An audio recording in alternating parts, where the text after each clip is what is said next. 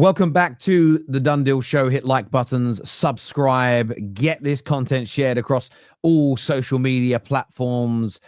Now, get that bell notification turned on if you haven't done so already. 300 of you did it yesterday, which I was blown away with. But get that done. Get the admin out the way. But get a cup of tea, a coffee, a bit of popcorn, sit back. We've got Ben Jacobs on the show for the next hour for all the latest updates across the top 6 clubs in the Premier League. Benjamin, how are you, my friend? I'm good. You never offered me any popcorn to come on.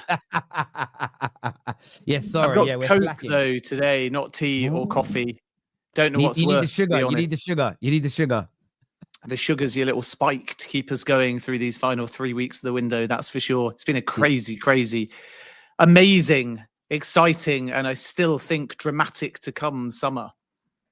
Yeah, I still think there are many twists and turns to come. Very many twists and turns to come.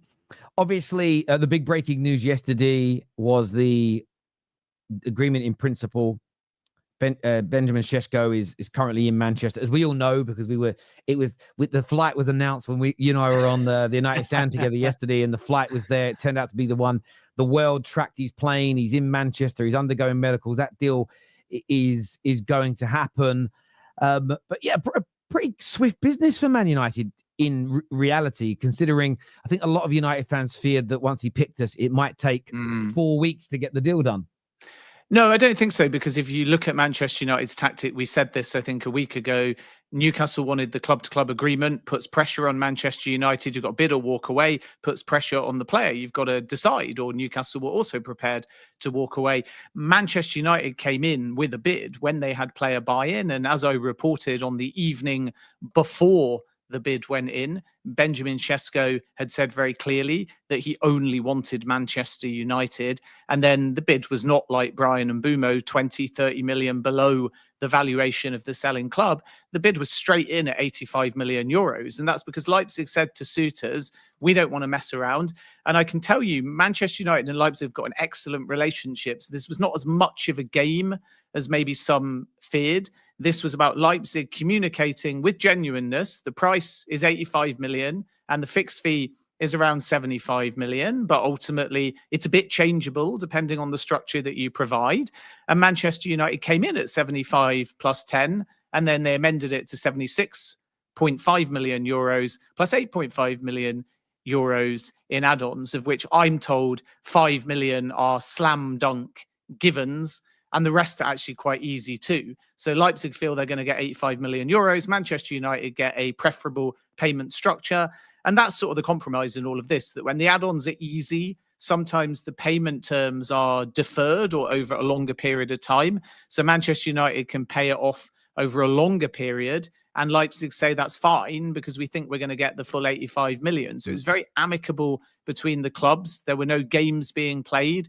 Leipzig also were very genuine with Newcastle in accepting their bid too. Sesko made his decision. Deal now is going to be formalized today. He's already flown. Medical is ongoing. Formalization, 5-year contract signing today. And then Manchester United play Fiorentina tomorrow.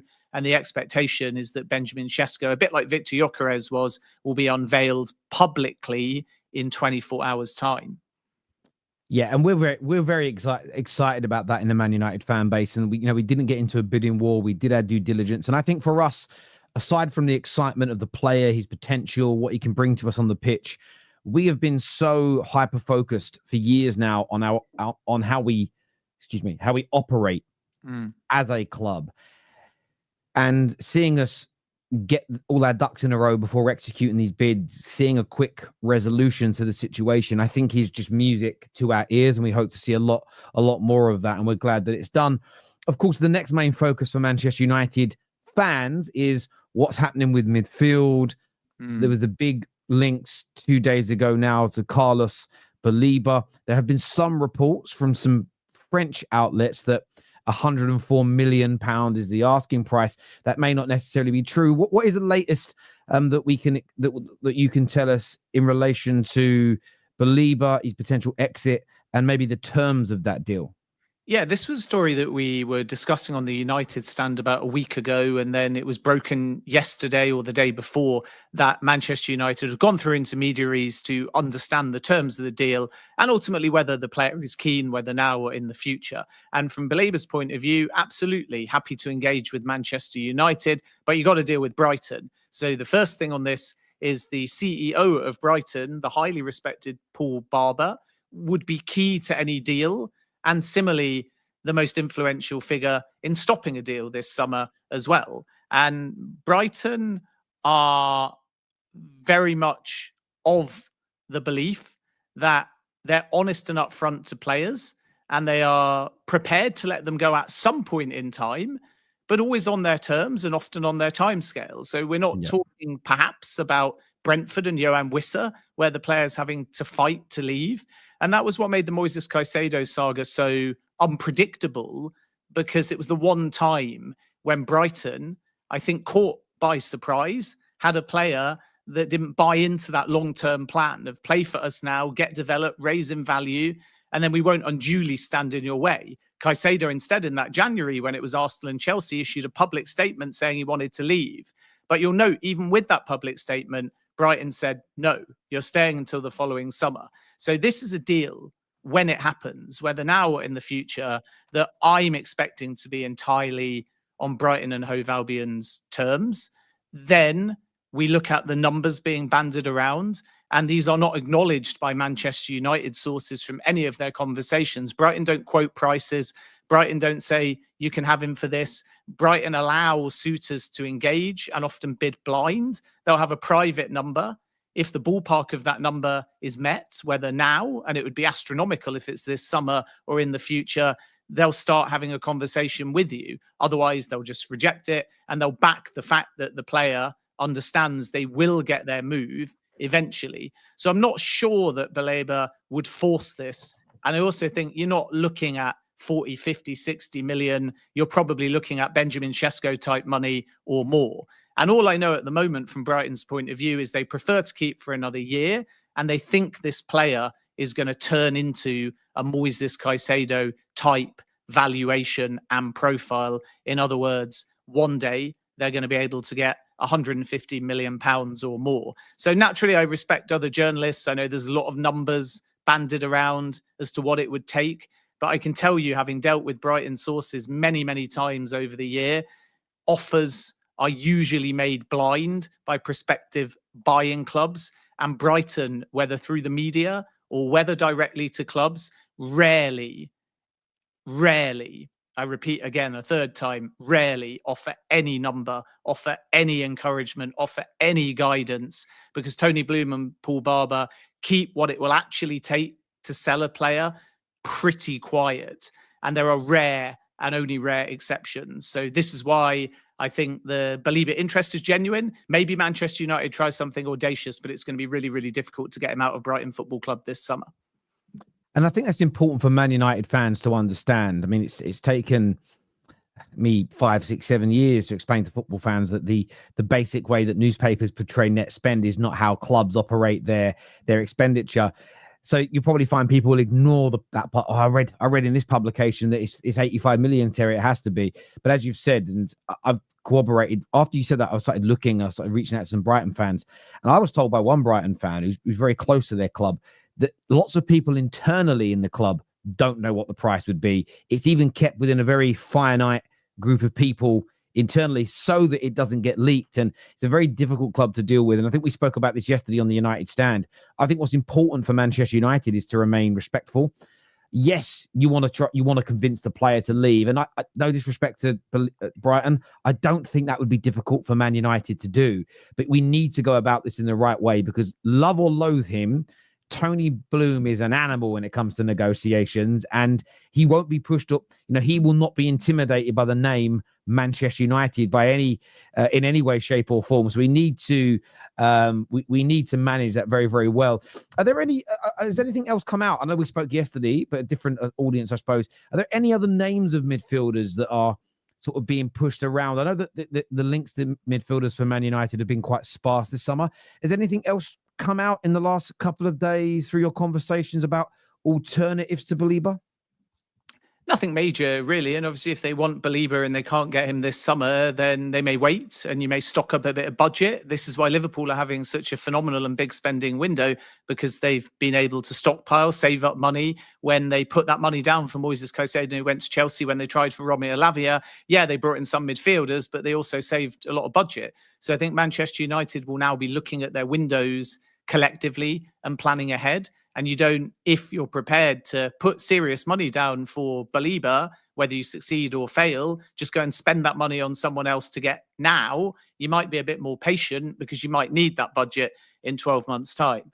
As I said many times, Wilfred Ndidi was a name. He's done a Besiktas medical now. Let's wait for the formalization there, because Valencia and other clubs were trying somehow to derail that deal, even though he's in Turkey, he's done the medical. So my expectation is Besiktas will announce Wilfred Ndidi, but Manchester United, Everton, Valencia, Al Ahly, we're all thinking about Ndidi as a market value and a more budget opportunity. And then if you look at perhaps the sort of push from other clubs to bring in an experienced squad player, maybe Manchester United do find another economical option. So Norgard going to Arsenal is a good example of that. Not a name that would necessarily excite the fan base, but somebody that can do a job.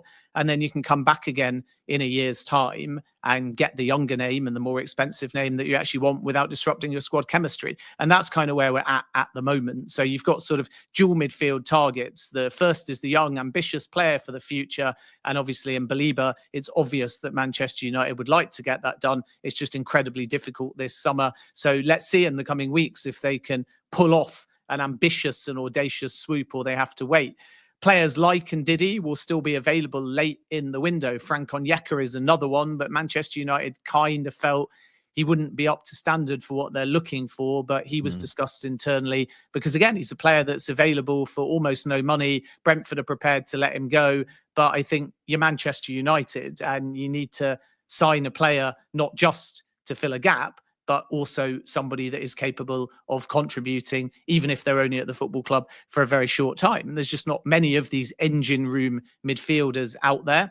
I also think that if they can't find, they realise that if Cunha and Mbeumo can both play at 10 or go out wide, Mason Mount can play through the centre, there is a possibility that Bruno Fernandes drops a little bit deeper.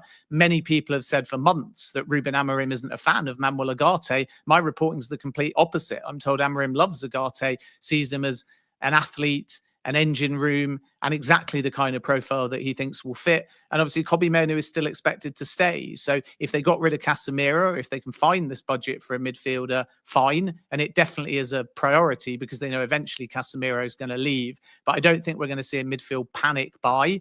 And then the last thing just to say is, at this stage of the window, if I was giving you name after name after name after name, then it would basically be clickbait without that much substance, because you only really get name after name after name before a window or early in a window when there's a short list of 7 that, as we saw with the Man United strikers, went from about 7 to 5 to 3 to 2 and finally Benjamin Sesko. You'll only really see a pivoting between 2 or 3 names and a few surprises in the last week or so of the window. But most clubs have got a really clear picture of maybe their 1, 2 and 3. And that's why I think we're in a bit of a lull in the window, even though it's incredibly busy, where there's not as many new links. And that is just the reality of journalism. It may not sell as many clicks or headlines, but if Man United had 7 midfield targets now, you'd be thinking, what have they been doing for the whole summer? Because the whole point at this stage of the window is they'll have a top priority that they can try for in Baleba,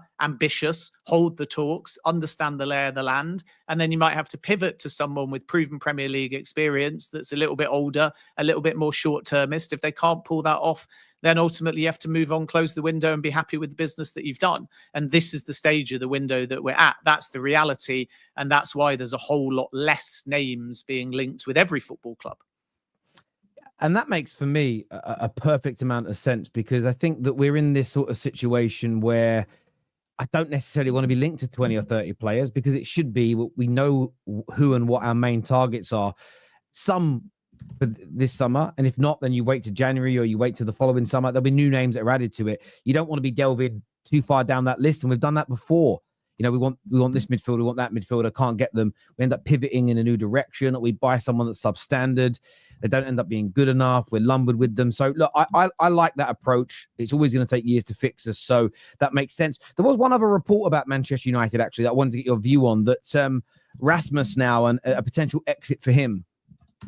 Yeah, Rasmus Højlund is available, and we know that in the Benjamin Sesko talks, he was discussed by Leipzig, but those talks were not acknowledged on the Højlund side.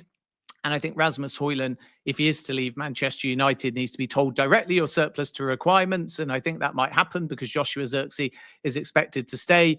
And Manchester United also want the money in because these outgoings for Rasmus Højlund and Alejandro Garnacho are going to be really important, because if you add the two up, it could be the best part of 100 million or somewhere close. Garnacho's valuation is 50 million. Chelsea hoping to get a deal done for less. We heard some reports a couple of weeks ago that Rasmus Højlund could be sold for 30 million pounds. I'm actually told by Manchester United sources that that number is 40 million pounds. And at the moment, with 2 years in and I think 3 years remaining of his contract, the book loss or valuation at the moment, if they let him go for nothing, would be 43 million. So if they sell him for 40 million, it's only a book loss of 3 million. And I think that's palatable as far as Manchester United's books are concerned. So there could be a very real possibility that Rasmus Højlund goes, even though we should stress and be fair to the player that he said he wants to stay and fight for his place. Leipzig is not, I think, a front runner solely because if they did think they could get that done, it probably would have advanced concurrent to the Benjamin Sesko talks.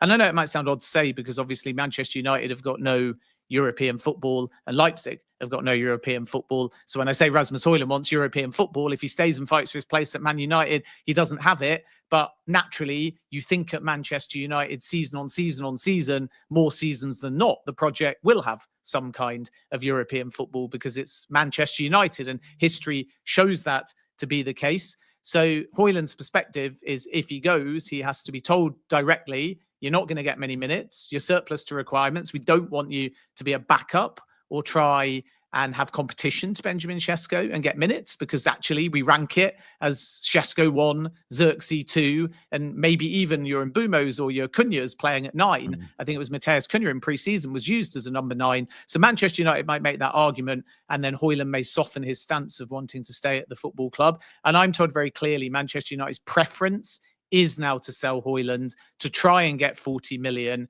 And Italy is perhaps a most likely destination. Milan are the ones to watch. Napoli looked earlier in the window. There's some interest from Saudi Arabia and Turkey, but I sense if Højlund is to be sold, his most likely destination, at least as it stands, will be Italy. And then let's see if any Premier League clubs come forwards, because I've got to be honest, in this inflated market where Nicholas Jackson is 80 million at the moment, Brian Mbeumo was 71.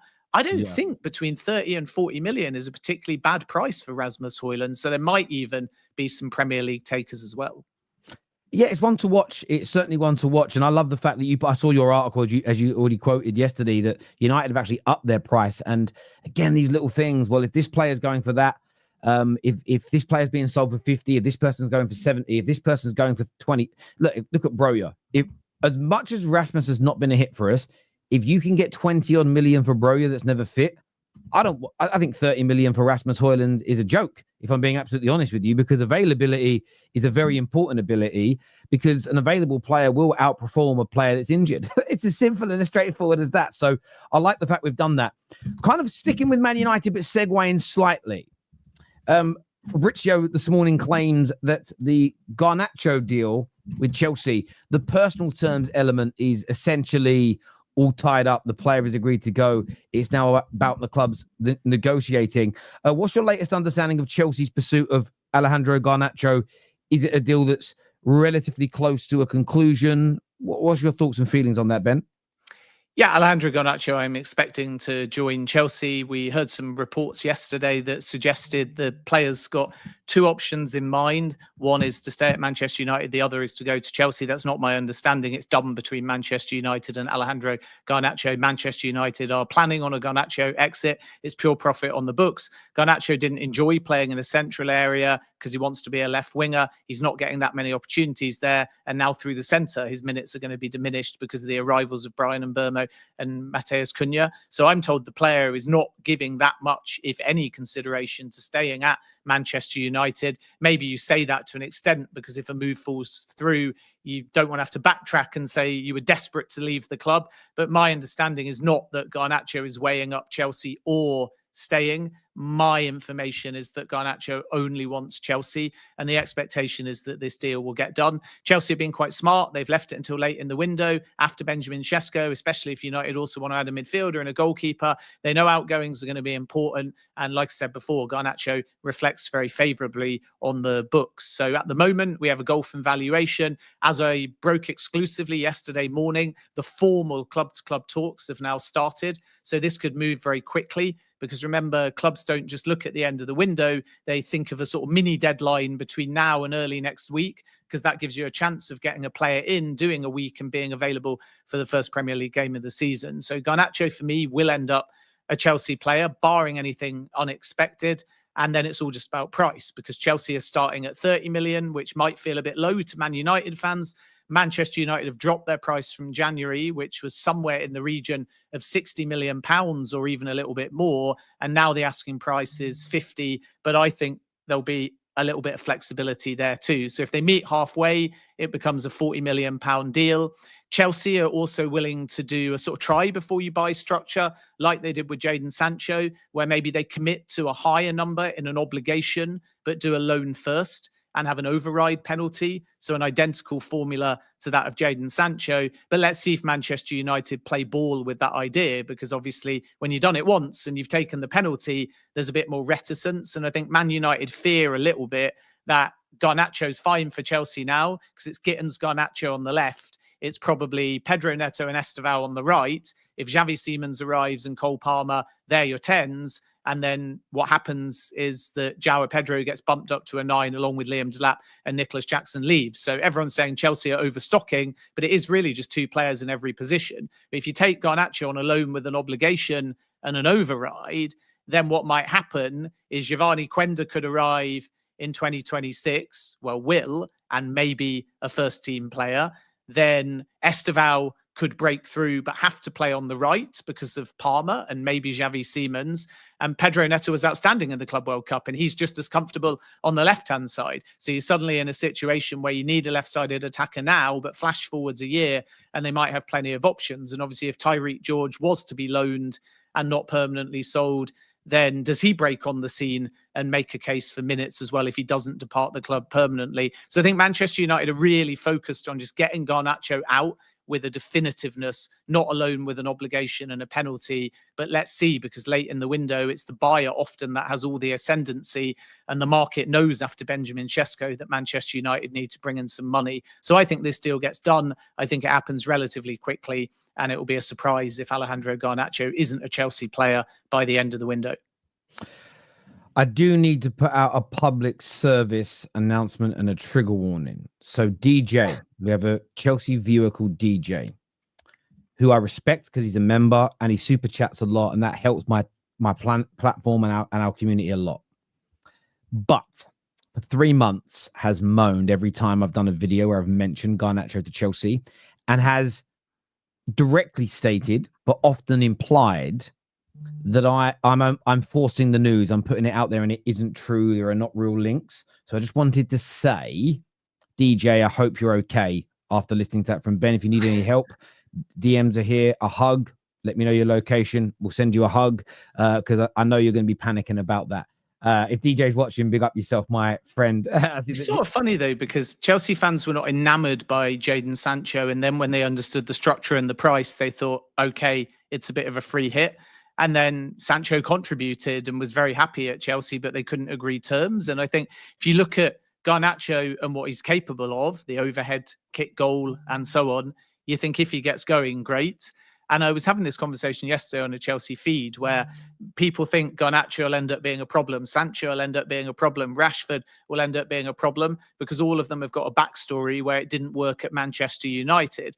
And that's fine if you're a Manchester United fan or a Chelsea fan, because you've seen that and you've heard the manager speak. But there's always 2 sides, and we have to, as journalists, be respectful to the players as well. So if Marcus Rashford wasn't a cultural fit and wasn't allegedly training in the way Manchester United expected, but then did really well at Aston Villa and could be on fire at Barcelona. If Jadon Sancho did better at Dortmund and Chelsea than he did at Manchester United, and if Alejandro Garnacho moves to Chelsea and is viewed as more consistent and better than at Manchester United, then you've got 3 players that have all left Manchester United and been a better fit than when they were at Manchester United. And I'm not saying one side is right or wrong, because as journalists, we have to give you the club perspective, the manager perspective, the player perspective. But there's definitely a pattern of several recent players, for whatever reason. You could even say Scott McTominay, although I think he was great at Manchester United too, but not Ballon d'Or nominee Scott McTominay. There is a pattern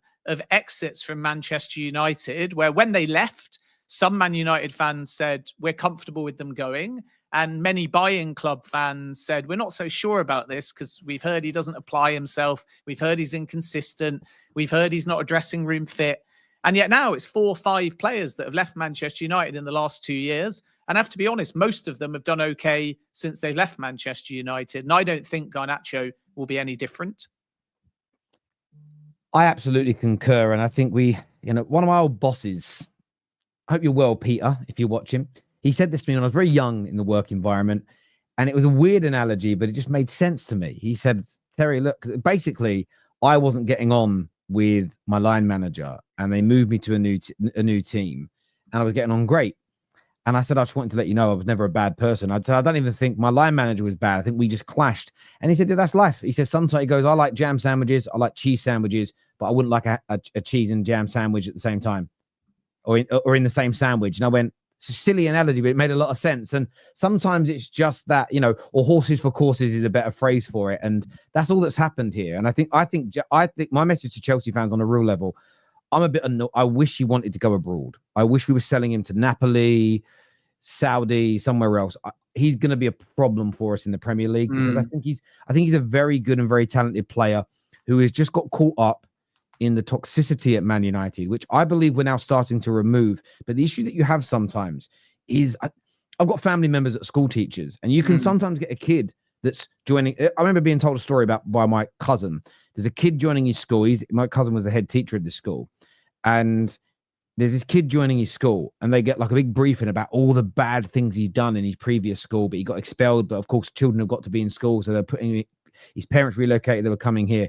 And he said he was so nervous because his school was run really well. There was very few naughty kids, and he was worried about the disruption the kid might bring. But of course, they're teachers. They go to that job because they've got an affinity to help children and teach them.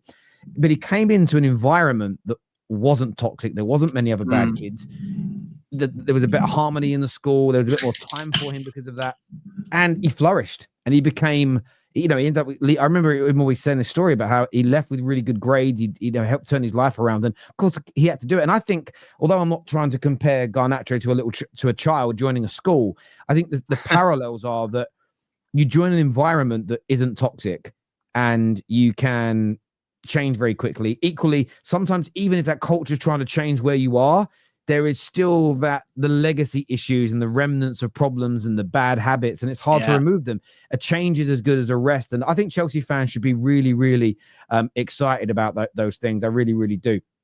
Yeah, I agree with you. By the way, no to cheese and jam sandwiches, but yes to cheese and chutney. Cheese and chutney is lovely. Cheese and chutney is lovely, to be honest with you. I do like a bit of that. Viewers, please get that like button hit for us if you haven't done so already. So get that smash. Let's get to 1,000 likes while we are live on the air this morning with Ben. What Chat, by the way, has got my dental health in mind. It's saying too much sugar in that Coke. Don't worry, it's only a window thing. I only drink sugary Coke between the months of June and August, and then no Coke for the rest of the year. 1 second. So I've just got the people that do these overlays have just sent me that they've got these new designs. So the kits are going to be, yes. Please. I thought you were coming to us with some breaking news there. No, I am. So the kits on these, the kits from these graphics on the screen are great, but sometimes I don't really match. For instance, if we go through them and we look at, let's find Isak's in here because Isak's is on here, right? You find Eze is a great example. There isn't one where that is a crystal, like you can't find the actual colors of the kits. Like you can't make it look like the clubs they're currently at or the clubs they've moved to. Like you can't make it stripy. They're adding that new design in. So I was like, yes, please add it to my package. So sorry, that is breaking news. Just making the graphics. He's doing his look show. better. He's negotiating his graphics package. I can multitask, you know. I've got my son asking when we can go away. He's messaging me at the same time. I'm listening. I'm time stamping. So yeah, I'm always listening. On Chelsea also, what's the situation with Xavi?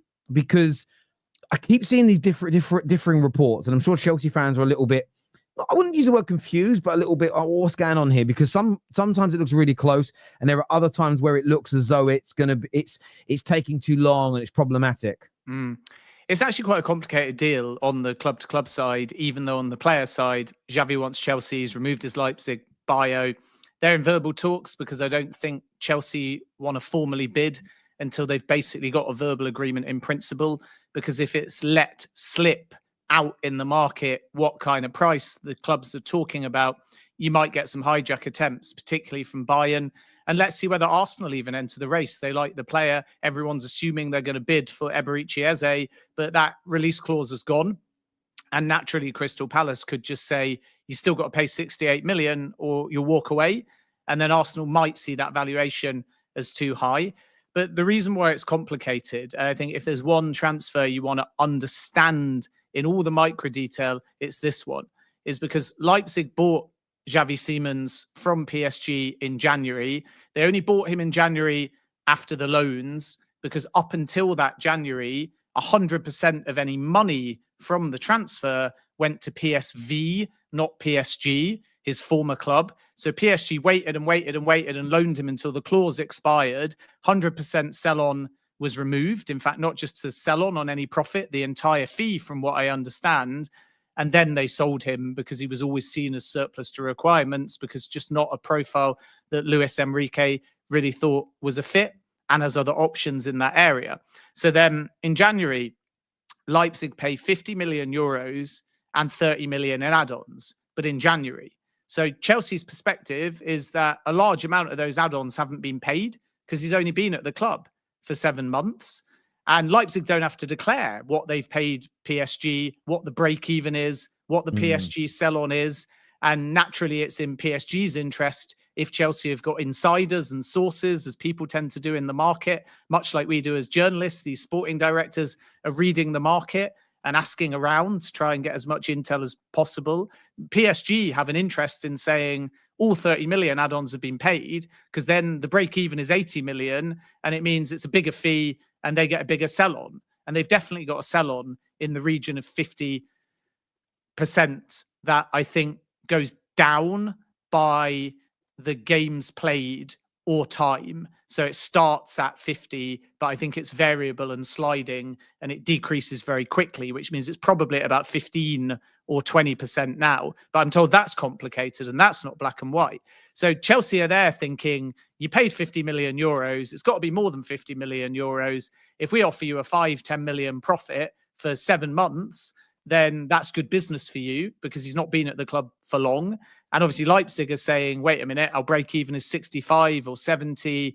And there's no way of knowing because it won't be declared directly to Chelsea. So they've been haggling verbally and both sides have stuck to their position. Chelsea with a lower number, Leipzig with a higher number. And now we have to wait and see whether post-Benjamin Sesko, because Leipzig have brought in money that they needed, if they're even more bullish that this has to be a number closer to 70 million euros, or actually if their finances are fine and Xavi Simons wants to move, if they're prepared to cave later in the window, because I don't think there's a scenario where he'll just stay at Leipzig. I'm not sure that the player will allow that, which is why he's been so aggressive. So that's kind of where we're at the moment. There hasn't been a formal bid, but that doesn't mean there hasn't been a bid. And it comes back to what I said before, that sometimes these deals are done at the top of both clubs with verbal back and forth. And if you place a bid, it gets out there. And if that bid is really low, maybe others in the market use that intel and think this is worth a hijack because the starting point is 5 or 10 million more than we thought when we first considered the player. And that's kind of where we're at. So I'm still expecting Chelsea to bid. Maybe they'll want to get Christopher Nkunku out. Maybe they'll be looking to resolve Nico Jackson's future as well.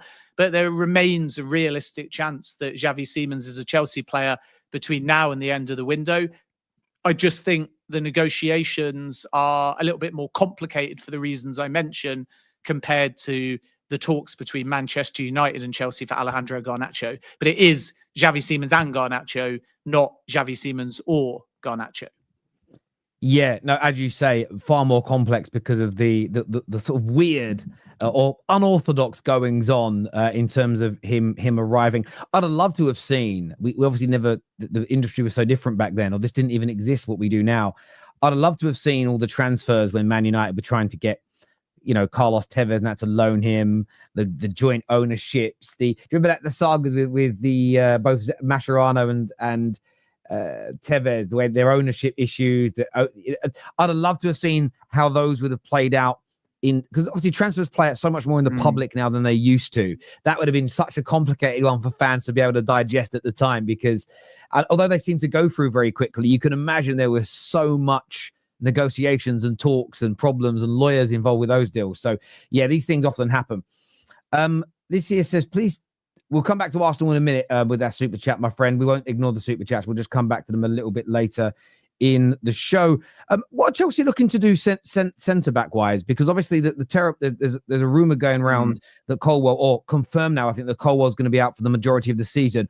Will Chelsea look to buy another centre back, or could it now be Hato that was brought in to be more left back cover is used more as a centre back cover? Yeah, I think that's very logical. So an exclusive that I broke last night that Levi Colwill had undergone successful ACL surgery and as a result is going to be out for a large part of the season. I think the feeling is the surgery went well. I know all surgery in theory, if you fix the problem or address it, is successful, but actually the recovery time is maybe a little bit less than was first feared, but it's still a standard ACL injury with a surgery. So like with James Maddison, a large part of the season is going to be missed. Chelsea's perspective is first, as you allude to, Jorel Hato, even though he's been signed as left-back predominant and cover competition for Marc Cucurella, can play left centre-back and played a lot of left centre-back before Francesco Farioli converted him when he was at Ajax to a left-back predominant player. So that's one option. Renato Vega could stay, and he's the sort of Swiss Army knife. And Chelsea really like Renato Vega. So everyone's working on the assumption that they either don't think he's good enough or they want to sell. But actually, this is a player-driven move. He wanted Atletico Madrid. He wanted his loan to Juventus because he wants to play every week at centre-back because he knows that we're heading into a World Cup year. And that's what he thinks is best for his Portugal chances. And he does now have some Saudi interest. But given for large parts of the season, a player like Renato Vega might get opportunities now at centre-back. Maybe he and Chelsea change their mind about an exit. I think that's 50-50 at the moment. He could still stay, but there obviously is interest in the player. But there's another kind of Swiss Army knife option. And then my understanding is Enzo Maresca has no issue playing two right-sided centre-backs if he needs to. So that might be good news for Trevor Chalobah, for example, who, again, is a 50-50, could stay, could go, but maybe now they change their mind. Chelsea have obviously still got Benoit Badiashile, they've got Wesley Fofana, they've got Tosin, and they also need to think about the pathways of some of these younger defenders on both sides, like Mamadou Sarr or Aaron Anselmino. So if they sign somebody else, maybe you're adding one too many, in which case you get a band-aid and a short-term fix, but in the long run, you've maybe overstocked. And you need to also think about staggering the age groups. So a lot of people asking me about Marc Guéhi. Marc Guéhi's, I think, only just turned 25 or 26. I can't remember off the top of my head. And there's like a 2.5-year difference between him and Levi Colwill. So imagine if you sign Marc Guéhi and everyone says perfect, but then come, let's just call it March, Levi Colwill's fit. It's the most important months leading up to a World Cup. And you've got two England defenders, both fighting for the same spot in a Chelsea team, both wanting to play every week in the build-up to the World Cup. In which case, I think Marc Guéhi may turn around now and say, maybe it's better I just see out my Palace contract, play every week, captain the club, resolve my future as a free transfer. So as Liverpool are going to find and others, if you want Marc Guéhi, it's not just about going, there's a market opportunity because Palace want to sell, because Guéhi's not going to sign a new deal. It's about persuading the player, are you going to get enough minutes? And I suspect anyone going to Guéhi is going to have to give long-term guarantees, including the back half of the season, not just if it was Chelsea, you'll play in the short term whilst Levi Colwill is out. And then we can't give you those guarantees because they would both be outstanding players in the same position. So that's the challenge. And I think at the moment, Chelsea seem quite calm about the situation. And I think their first consideration is to work out internally whether they've got solutions rather than go out into the market and kind of panic buy in the short term and then give themselves a long-term problem when Levi Colwill returns. Yeah, makes a lot of sense, as you say, and that's always a way up. And the Gahey situation is an interesting one. Viewers, listen, any more questions, get them in. We have a few super chats here before we get into the Arsenal and the Liverpool sections of this show. This here says, Jackson and Wissa both off to AFCON, no sales to Newcastle. I mean, yeah, I mean, there is, I know there's an ongoing joke in the fan community. I'm sure on socials you've seen it around the rejections. But there is talk now that Jackson could go to Bayern and Wissa could end up in Saudi. And that would be another two. And I'm trying not to laugh, but there is something as fans hilarious about this. But for Newcastle, I mean, this does feel somewhat, what's the word I would use? Ominous, I suppose. Yeah, I think first of all, Johan Wissa's priority is Premier League. It's as simple as that. So as I revealed last week, both Neom and Al Nassr have held talks. We can't say he won't go to Saudi, but his priority is to wait for Champions League and therefore a Premier League move ideally. And I still think that Newcastle will end up coming back in for Johan Wissa. It'd obviously be fascinating if it's Nassr against Newcastle for Johan Wissa, because then you've got PIF and PIF going after the same player. And it's one thing losing out on, say, Benjamin Sesko to Man United, but can you imagine how the Newcastle United fan base might react if they think Johan Wissa's a lock to Newcastle and then suddenly a PIF-controlled Al Nassr come in and end up hijacking that deal? So that would be an incredible drama. But I'm told as of this morning that Johan Wissa thinks there will be Premier League options with Champions League football. And obviously Newcastle are willing to bid again. And if they do that, I think the player would lean towards Newcastle over Al Nassr. With Nico Jackson, it's very clear that Chelsea want to sell. I think Jackson wants to play every week. There are options in Italy and the Premier League. Newcastle have held some talks. I think Chelsea's valuation is quite high. Let's see whether that price drops. And then maybe Newcastle might be in the race. There's an outside chance if Richarlison is sold that Spurs might enter the race for Nico Jackson. And Milan are still there too, but when they inquired last month, they also thought the asking price was too high as well. Maybe Bayern, I don't think we can discount it, but at the moment, it feels like a lot of outreach on the Chelsea side to line up options for Nico Jackson.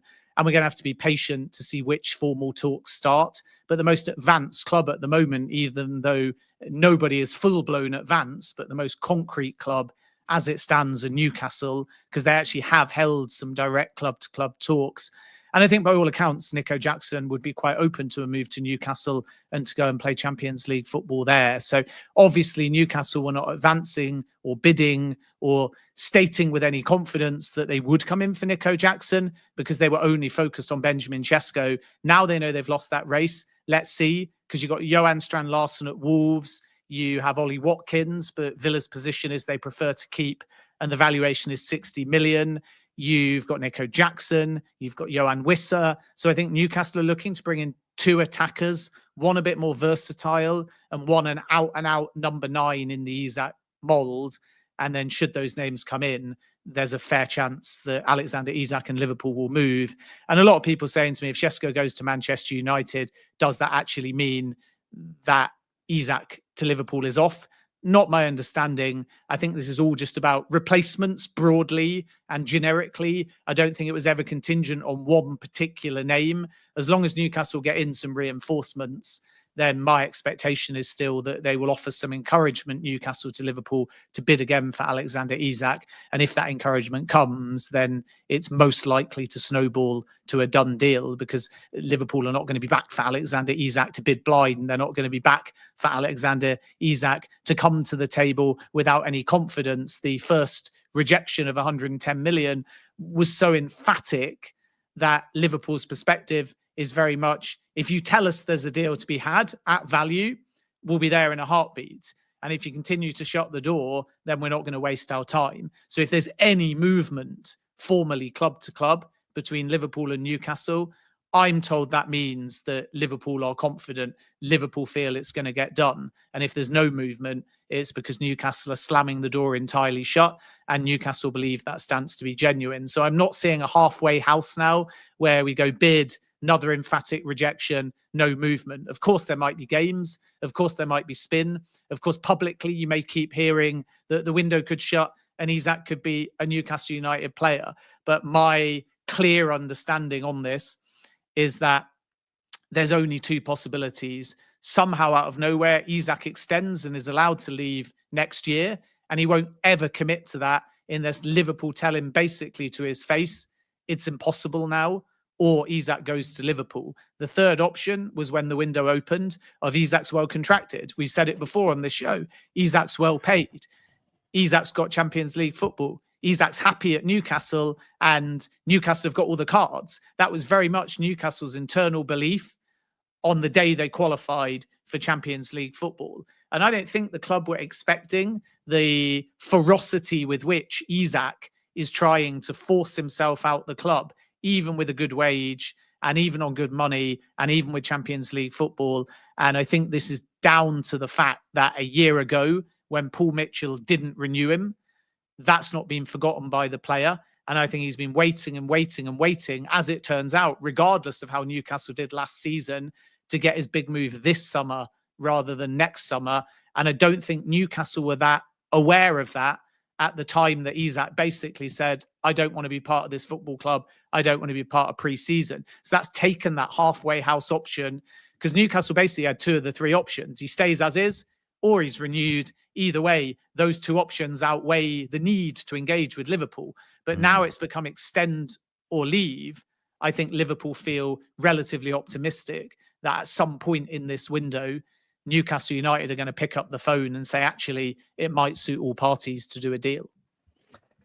Yeah, it's interesting for me because when I saw the updates initially from yourself around Liverpool waiting for encouragement, my view was always bids for Sesko, talks for Jackson, progressing with Wissa.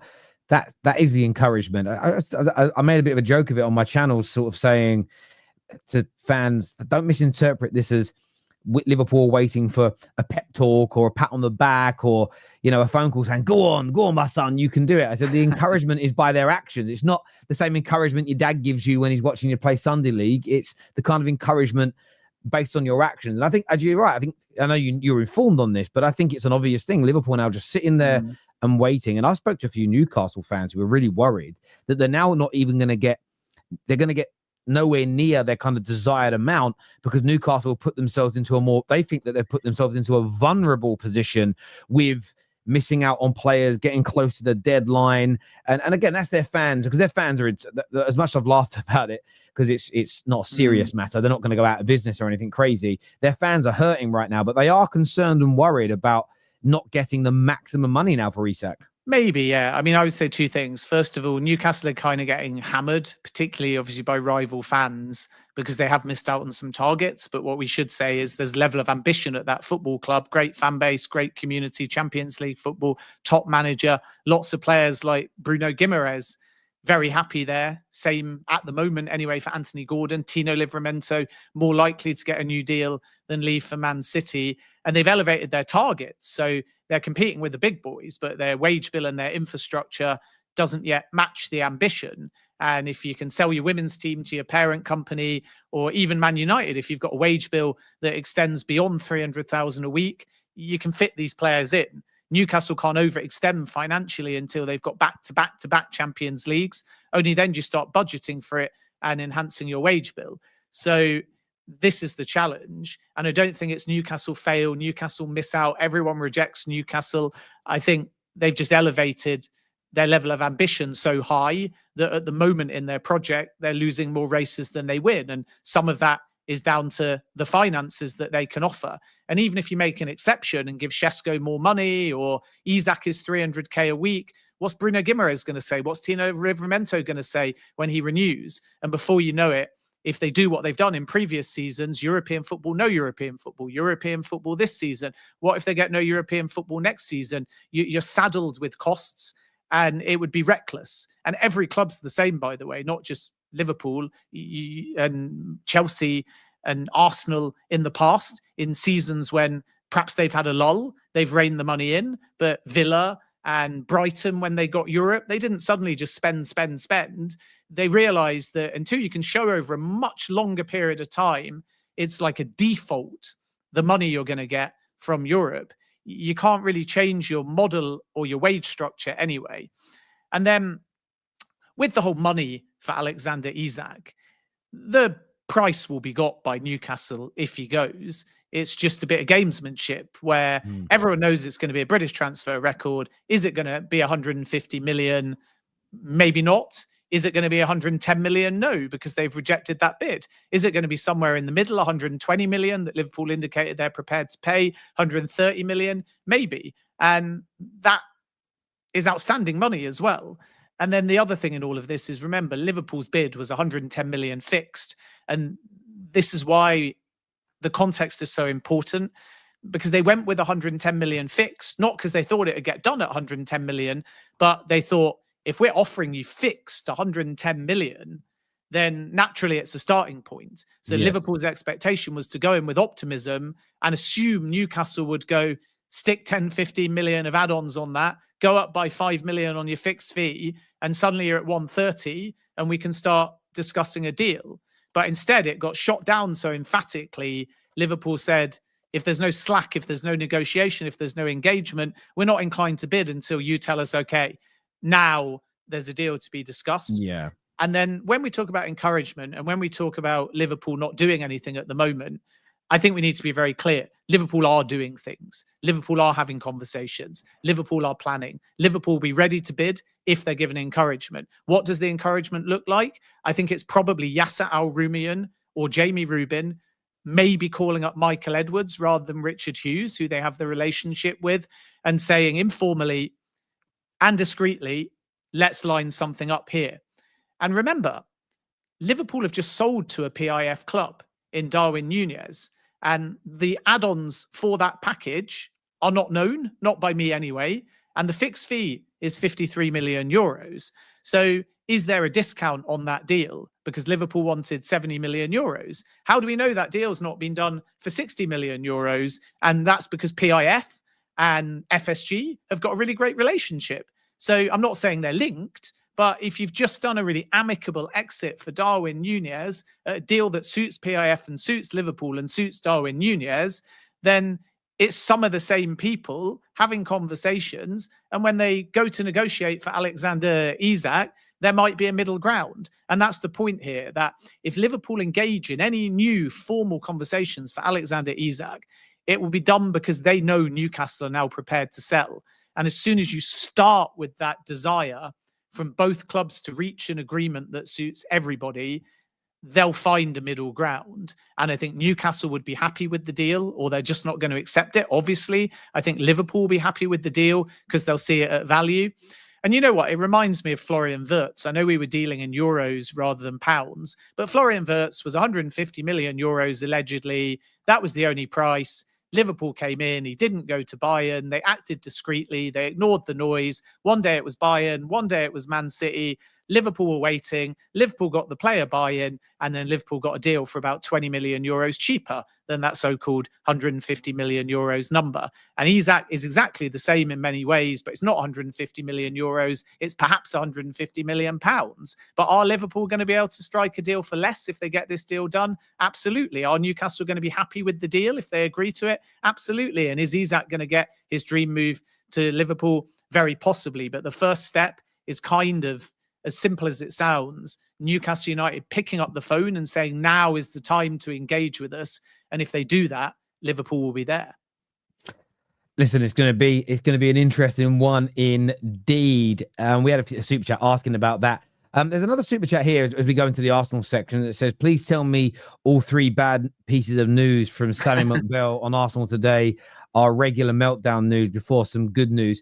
Yeah, and look, there was, I'm sure you've seen his updates, and I'm sure you've had similar briefings and conversations, but Rodrygo doesn't look likely. It's been stated today by a number of sources that Eze to Arsenal could right now seems dead in the water, for want of a better phrase. What's your latest understanding about Arsenal's end of the window transactions? Because their fans are desperate for more players.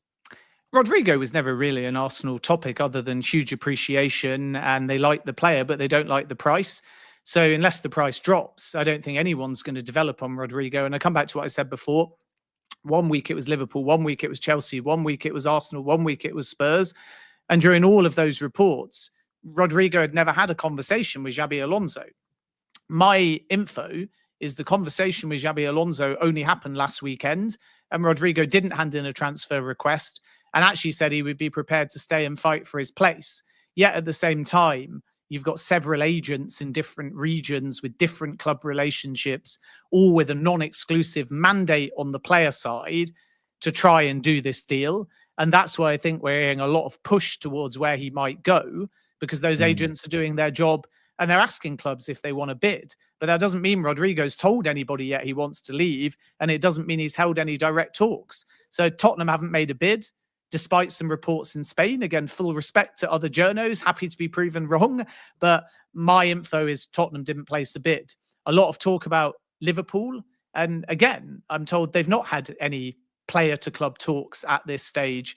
And Arsenal's perspective, because Andrea Berta's a great reader of the market, has always been that a player like Rodrygo might prove too expensive when wages, fee, taxes, agent fees are all considered. So I don't think this has kind of been pulled away from Arsenal.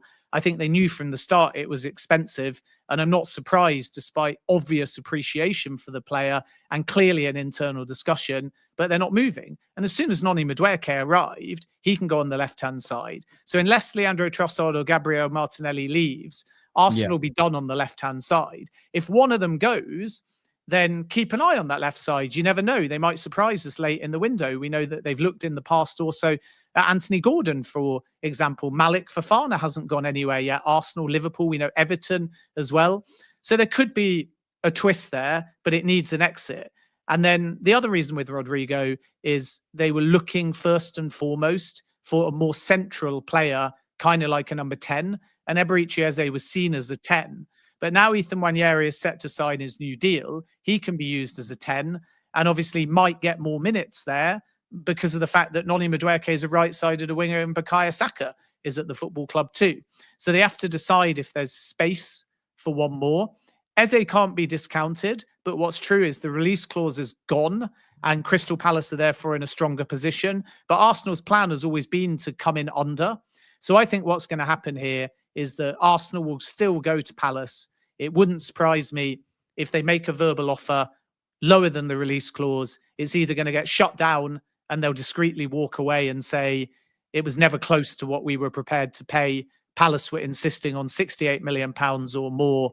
Or alternatively, Palace would have to indicate that they are prepared to do a deal for Eze. Otherwise, it becomes very difficult, even though the player is open to Arsenal. And then let's see on Eze, if Tottenham enter the race as well, there's clear appreciation from Tottenham. All signs are Eze wants Arsenal. And before James Maddison got injured, Spurs sources were adamant that we're not in for Eze. We appreciate him, we respect him, but we're not bidding. But Tottenham's big priority now is to find a number 10, an attacking midfielder, whatever you want to call it, an advanced 8. So they looked at Harvey Elliott, but they're not going to continue those talks. They've discussed Bilal Al-Khanous, who's got a 26 million euros relegation release clause. But Eze is probably the one that would really excite the Spurs fan base. I have no information to suggest they will move for Eze, but I can tell you internally there is that appreciation for him. But Eze could just stay at Crystal Palace, of course, because the other factor in all of this is Mark Gay could leave. Palace want to sell. Oliver Glasner said repeatedly, we've not had a good window. And when you've not had a good window, you become more staunch about trying to hold on to your best stars. So that's kind of where we're at with Eze. And I think Arsenal fans need to understand too, that regardless of Eze, they've got Victor Gyökeres, the number 9 they've craved. They've got Noni Madueke. They've got Martin Zubimendi. They've got Christian Norgard. They've got Christian Mosquera, who I'm told is Premier League ready now. And Arsenal feel he's not just a backup or a young star for the future. He's ready to challenge. He's ready to get starts. You might even get, despite Arsenal's centre-back pairing being outstanding, a William Saliba situation. Remember, he came back from his loan spell originally at Arsenal and got chucked straight in. This Mosquera player is seen as the real deal by Arsenal, and they're very excited. And they got someone that was once the world's most expensive goalkeeper for just £5 million as a backup and competition to David Raya, who's one of the best goalkeepers in the Premier League. So when you look at Arsenal's window, just because they may not get Eze, although I don't think we should 100% rule it out still, it's been a very good window for Andrea Berta. After we got into July, he did a flurry of business early, and I still think Arsenal are looking in good shape as we head into the new season. Arsenal fans, give us your thoughts, give us your feelings, give us your opinions on this. What do you want to see happen? Are you happy with that? Are you concerned? Are you worried? Could a good preseason game tomorrow afternoon change things? Let me know in the comments section below. Another super chat here says, I know we're right near the end, but for my Villa mates, any chance of a Villa signing? Yeah, I mean, Evan Gessard is obviously coming in. I don't think it's been announced yet. Very exciting young striker. I think you can kind of call him the John Duran replacement, even though Duran went to Saudi and now on loan to Fenerbahce. But a young striker, very versatile, not linked to Ollie Watkins' future, by the way. Villa's perspective there, even though there's clear interest from clubs, is they prefer not to sell. They'd probably have to find another replacement, and they would stick to an asking price of in and around £60 million. So add all of that up with time running out in the window, and it's very difficult. There's still interest, of course, in Emi Martinez, who was kind of courting Man United, but he's well contracted. So that wave goodbye, seemingly at the end of the Premier League season, was maybe more driven by the player thinking he's going to get a move, but Villa have actually dug in. And as I reported many times, they needed to find about £70 million before the PSR deadline, maybe even as high as 75, in fact. And then they sold their women's team for 55 million to their parent company and a few other assets, like when Chelsea also sold the car parks and the hotels. So they're PSR compliant, which means that Villa can now move in the market. So I am expecting some more signings to come in. A left-sided attacker is one, maybe a number 9, depending on what happens with the future of Ollie Watkins, even though there's nothing advanced at this point. You have interest in John McGinn. Everton had tried earlier in the window. Newcastle as well a few days ago. Villa made it clear he's not for sale. Yuri Tielemans was on a Saudi radar, but a bid never came. So Villa predominantly have kept the spine that they were looking to. And barring any surprises, I think they'll also be relatively confident that they can keep hold of their players. But what they need to do effectively is fill the void left by the two loanies, Marco Asensio and Marcus Rashford. And that's why, in particular, with Rashford in mind, a left winger or a left-sided attacker still can't be discounted. Thank you. And this final super chat, Ben says, Samu or Pavlidis with Wissa as a backup. Thoughts? Yeah, I think Samu, I was always told after the whole Chelsea saga last summer, was actually very happy where he is now and is on fire.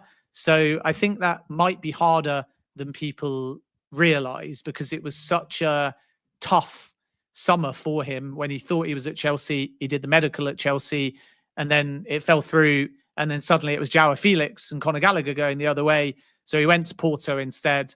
And I think he scored 27 goals in all competitions, but he's only been there one season. So there is appreciation. But as far as I'm aware, the player is not agitating and is quite happy where he is, and time is starting to run out in the window. So I think Newcastle might, if they add a number 9, do Wissa. As I said before, Wissa's prioritising at the moment anyway, Premier League over Saudi Arabia, and Newcastle will be back. I think they need to be quick because Saudi are pushing to almost outbid and agree a fee. And at the same time, who's to say Tottenham don't come into the race knowing now James Maddison is injured? And who's to say Nottingham Forest don't bid again because they've not got Amari Hutchinson yet and they haven't been able to secure James McAtee yet. So if Brentford's price drops, could they pivot back and make another bid for Yohan Wissa? But the advantage for Newcastle there is they've got Champions League football and Nottingham Forest don't. So let's see how it develops. But at this stage, I think you're probably looking at Newcastle for Wissa, maybe Newcastle for Jackson. That's quite interesting because I think they both go and play AFCON. And that leaves a hole every time that tournament comes around. But you can't think of whether you do it or don't do it only on those kind of terms. So Newcastle are going to be busy. And I genuinely think that come the end of the window, we will have a different complexion on Newcastle's window. I know it's really easy at the moment to go, James Trafford went to Man City, Brian Mbeumo went to Man United, Mateus Cunha went to Man United, Benjamin Sesko went to Man United, João Pedro went to Chelsea, etc., etc., etc. But I'm sort of told by Newcastle sources that some of these sagas, particularly Cunha and Mbeumo, they knew very early. So they were not on the cusp of bidding or almost getting it done or agreeing a fee, but not having player buy-in. Many of these deals, they read the market and they walked away earlier. But of course, with João Pedro and Benjamin Sesko and James Trafford, they didn't. Aaron Ramsdale's come in. Anthony Elanga's a good signing. There will be one, if not two attackers. And then even if Isak leaves, I think Newcastle will be relatively happy with their window. It's clearly been difficult. They've clearly missed out on targets. But I think, as we say always, don't judge a window with a month left, because at the moment, whether you're missing out on a target, getting a target, celebrating a target, bemoaning a target, you're doing it without seeing a single game of football. And come the end of the window, that's when you know who you've actually got. That's when you know how your season has started. So personally, I'm reserving judgment on Newcastle, because I think come the end of the window, there'll be a slightly different story to tell. Absolutely. Listen, viewers, I want to say a big thank you to each and every single one of you that has tuned in, posted any more City signings. Ben's literally got a hard stop and he's got to go now. We're out of time. But any more imminent signings from City? Just a very quick. City might not necessarily be done. I mean, we know they were trying for Tino Livramento, so that's a little bit of a clue. But as I said before, I think he's going to sign a new deal. I wouldn't be surprised if Manchester City add another versatile defensive reinforcement, but they went big early in the window. They really maximized the Club World Cup part of the window, first the 10th of June, and that's allowed them to have quite a settled pre-season. And I think that was very intentional off the back of a big January as well. So they may not be done yet, but I don't think we're going to see anything too box office, at least as far as Livramento and Man City are concerned. Listen, everyone who's tuned in, thank you. This is going to redirect you to Don Hussam's channel, so go and support my brother over there. We are back at 3:30 for Straight Facts with Don and Staffy. Ben, as ever, always a pleasure, mate, to sit and speak transfers and football with you. Until next time, everybody, take care, goodbye, God bless, and we'll see you all again very, very soon. Peace.